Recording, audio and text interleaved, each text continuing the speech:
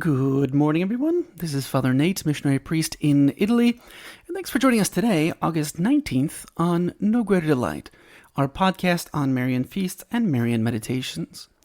Well, today is a pretty calm day in the Marian world. First off, the Abbot Orsini tells us that they celebrate Our Lady of the Dawn in Russia, which dates back to 1380. Not a whole lot of information on that one.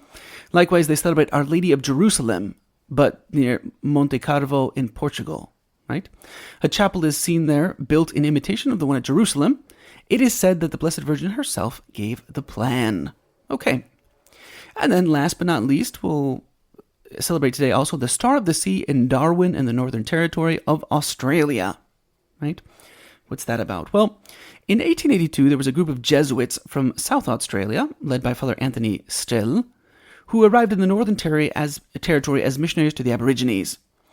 In 1888, Father Strel became Apostolic Administrator of the Port Victoria Diocese with his office in Darwin, which was then called Palmerston, on the Timor Sea.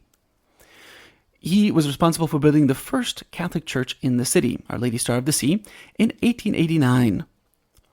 A cyclone destroyed the small wooden building in 1897, and a larger one replaced it, which, was augmented as Darwin and its Catholic community grew. During World War II, Japanese bombs destroyed most of the city, including Star of the Sea Church. It was later rebuilt in a modern style and dedicated on, you guessed it, August 19th, 1962, as St. Mary's Star of the Sea War Memorial Cathedral. In 2008, the diocese began to remodel it to accommodate post-Vatican II liturgical needs, in time for the 50th anniversary in 2012. So that is what we are celebrating today in the Marian world on August 19th. For today's Marian meditation, taken from the book by Father Ildefonso Villar, we read the concluding point of Meditation 66, entitled On Calvary, the Crucifixion. And this last point, the third point, is entitled The Insults. Yet there seems to be nobody around Jesus who does not rejoice, who does not take a satanic pleasure in that scene of blood. All around are sarcastic and horrible insults. What more could his enemies desire? They have achieved a complete victory. They have Jesus fastened to the cross, already about to expire. And yet they want to enjoy the last moments of agony by making him suffer still more, and to the bitter last, insulting him even in his agony. What a tyrant is passion, when it succeeds in enslaving the heart of man. It is never satisfied. It always wants more, no matter how brutal, how inhuman, how absolutely irrational. Passions have no heart. And so, it was so with that multitude. Those Jews, those priests, were so passionately vindictive against Jesus. They did not spare him even in his agony. With the most vulgar insults, they gloated over his sufferings. They mock him as a prophet who had said that he could destroy the temple and rebuild it in 3 days. They mock him as the Son of God, since thus he had called himself. They insult him as a master and king, who had the power to save others, but could not save himself. They would still challenge him. If you come down from the cross, we will believe in you. How sad must have been those mockeries for Jesus. See the amount of ingratitude and contempt of God's love involved by it, just at the most solemn moment of our redemption. Jesus would keep silent, would suffer, would go on suffering and tasting the infinite bitterness of his sorrow. How can we understand or express what all those insults meant to Mary?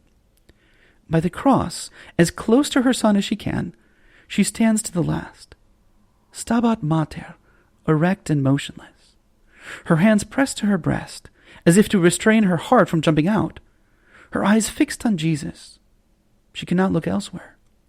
She reads the passion in that torn body, the book as it were written with the divine blood. What death creeps slowly towards the divine victim? And Mary, stronger than death, does not flee but remains there, without moving an inch. Stabat Mater. Hear the blasphemies of those tigers who do not even respect the sorrow of a mother watching her son die. She might tearfully tell them, "Enough, enough, you wild beasts. Leave him in peace at least now. He is my son. Have pity on my sorrow." But no. She, like Jesus, keeps silent. Her heart chokes in her anguish. And while all nature shakes, the rocks crash, the earth quakes, she stands motionless. Stabat.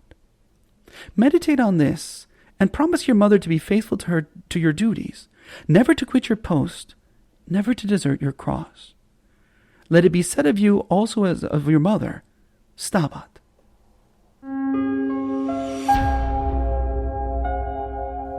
Hello, and we hope that you enjoyed listening to our Marian podcast.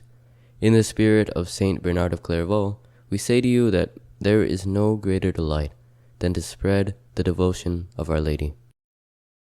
We hope you share these sentiments and encourage you greatly to share with a loved one. Know that you are always in our prayers, and we ask that you keep us in yours. God bless.